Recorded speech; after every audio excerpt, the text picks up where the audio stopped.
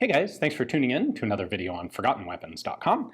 I'm Ian McCollum, and I'm here today at Morphy's taking a look at this beautiful example of a Soviet PPD-34/38 submachine gun.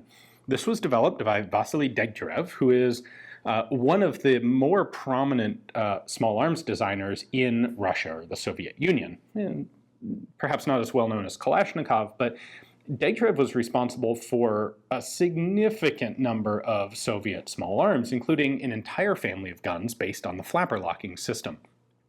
This began with his Degtyarev light machine gun in 1926 or 27. The same system would be used for the DSHK heavy machine guns, as well as for the RPD support weapon that came just after World War II. He would also design one of the anti-tank rifles used in the Soviet Union in World War II, the DS-39 machine gun, which wasn't quite so successful. Anyway, he did a whole ton of different gun designs. His first submachine gun was developed in 1929, and that actually was also a flapper locking mechanism of the same family as most of his other stuff. Although he fairly quickly realized that flapper locking locked breech system in in 7.62 Tokarev, really not necessary. Started tweaking his design. He actually did an intermediate version with a rotating bolt delayed system, kind of like a Savage automatic pistol, before ultimately settling on just simple blowback, as do most submachine gun designs. Now, in 1932-33, the Soviet Union would hold a major trial of submachine guns.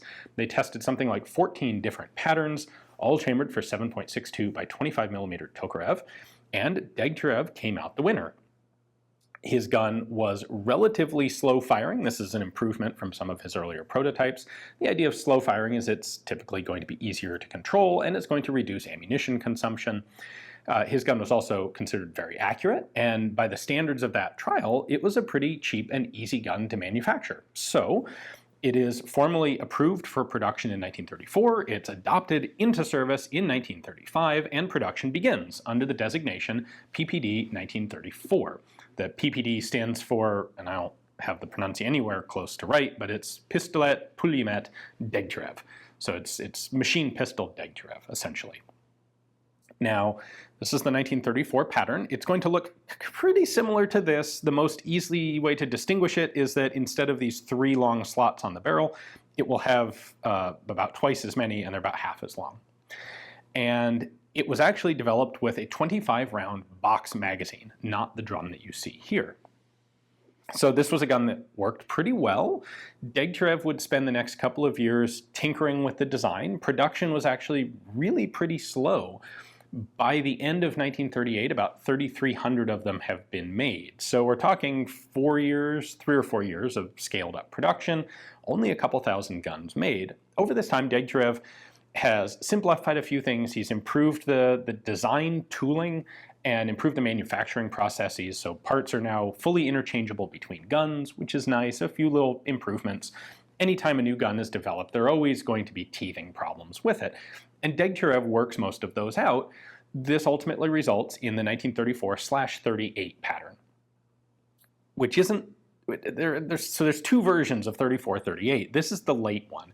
What first comes out in 38 is the early one. Now at this point, the Soviet Union still doesn't have much of an interest in submachine guns. Yes, this has been adopted and is formally part of the military's armament, but they haven't made very many. And there are a lot of upper echelon commanders who think that this is a dumb idea and they shouldn't be wasting their time on them. It's possible to blame that perhaps on Stalin's purges of the officer corps. A huge number of the most competent officers were purged from the military and either exiled or arrested. It's also possible to look at this in an international context at the time and realize that there were actually a lot of countries that didn't really see the potential of the submachine gun. There's the famous description of the Thompson as a gangster gun in the United Kingdom. There were a lot of countries where a submachine gun was treated like more of a police weapon than a military weapon. And so perhaps that's more of the attitude that was prevalent in Russia. At any rate, this kind of comes to a head for the Russians in 1939. You're thinking the Winter War, but before the Winter War breaks out, the Artillery Directorate, who controls small arms development for the Army, they actually formally pulled the PPD out of service. It's still technically, it's been approved, but they pull them all out of service and throw them in warehouses because the troops shouldn't be wasting their time on that. I don't even know how you describe it, but, very old-fashioned, fuddy sort of attitude of, we don't need them gangster machine pistol things. Rifles are the proper armament for a soldier. So right on the cusp of the Winter War, the Red Army essentially throws away all of its submachine guns. They then proceed in late 1939 to march across the border into Finland and get taught a very hard and very practical lesson by the Finns on how effective drum-fed submachine guns can in fact be. The Finns had the KP-31 Suomi. They didn't have as many of them in the Winter War as they would have in the Continuation War, but they certainly had enough to make a real impact on the fighting. And a submachine gun like that gave a tremendous amount of firepower to the individual soldier. And it became very clear to the Russians very quickly how that was going to work. The Russians did capture some Suomis. They liked them really quite a lot. And complaints start going up the command chain about why don't we have any of this? And this whole time there have been designers like Degtyarev and guys who are in the arms industry in Russia, in the Soviet Union, making the same complaint, saying, look, we need to have more of these submachine guns. They're an important weapon. Well, people finally take them seriously after the Winter War begins. And in fact, this goes directly to Stalin, who apparently kind of asked, can we start making this Suomi thing ourselves here in Russia? It seems really good.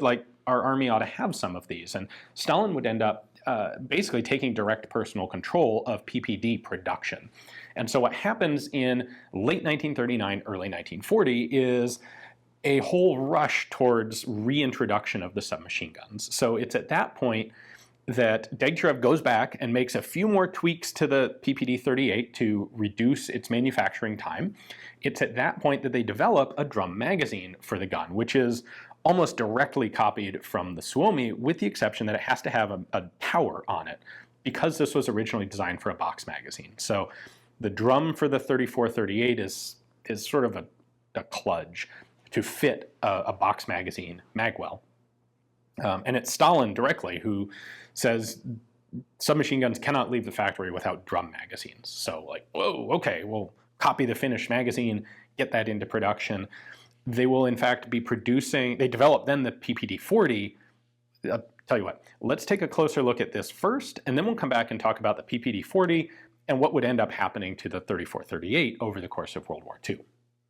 The details of the magazine and the fire control group are rather different, but in general principles, this bears a lot of similarity to the MP-28/2 in German service. This is a simple blowback submachine gun with a nicely milled receiver. It's a round tubular receiver, but it's not made from stamped tubing. It is in fact a milled receiver. We've got a nice perforated barrel jacket out there, solid wood stock. It does have a selector switch. Specifically, it is this little sort of flag switch here. 71 is full, 1 is semi. That makes good sense. There is no safety down on the trigger mechanism. Instead, you have the safety built into the bolt handle itself. So this fires from an open bolt. You can push this lever in and it will lock the bolt handle and in turn the bolt in place, and you can do that from the open position, or you can lock it in the closed position. That of course keeps the ejection port closed so that dirt can't get in. It also allows you to keep the bolt closed, chamber empty of course, because this is an open bolt firing gun, and this prevents the bolt from bouncing open and picking up a cartridge and unintentionally firing it, one of the safety hazards of the really simple submachine guns that would come later in World War II. We have a rather small magazine release lever there, and a drum magazine. We'll talk about this in a little more detail in a moment, but originally this would have used a 25-round box magazine. It was only after the beginning of the Winter War that this drum magazine was developed, well, blatantly copied from the Suomi.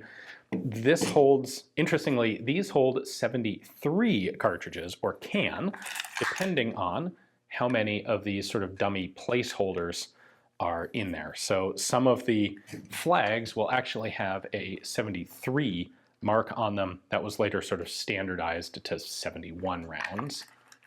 We take a quick look at the markings there. We have a Tokarev arsenal stamp up there. It's an arrow in a shield. Date of production is 1940, and we have our serial number there, a 2-letter prefix, and 74. The rear sight is a nice, fancy, fully functional tangent leaf that goes out to 500 meters in 50-meter increments. So the numbers are, they've truncated to 0, so 5 is, of course, 50 meters. The front sight has a full shroud around it, and it's got kind of a shark fin shape. There you go, there you can see it from the back. And the front sight blade can be drifted left and right to adjust windage. For disassembly, we need to take these 3 screws out. A short one there, we got a fairly long one in the back. There we go. And then another short one in the front. Once you've got these screws out, the next step is actually to remove the trigger guard. Put the safety in the middle. That lets me pull the trigger guard out. Then we're going to flip the safety back to semi, and I can pull the stock off of the action. And there we go. Nothing really going on with the stock, just a solid piece of wood. There's the receiver underneath. You can see that the magazine well has been riveted onto the tube. There's actually a bunch of riveting going on here. We got the magazine catch in there as well. Our fire control group back here. This selector flag just works because there's a cutout on this round post. So in the 71 position, there is no disconnector tripped. If I hold the trigger back, the bolt will just cycle.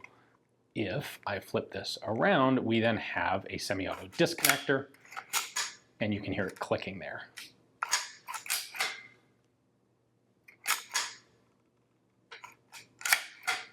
And it will lock the bolt open until I reset the trigger.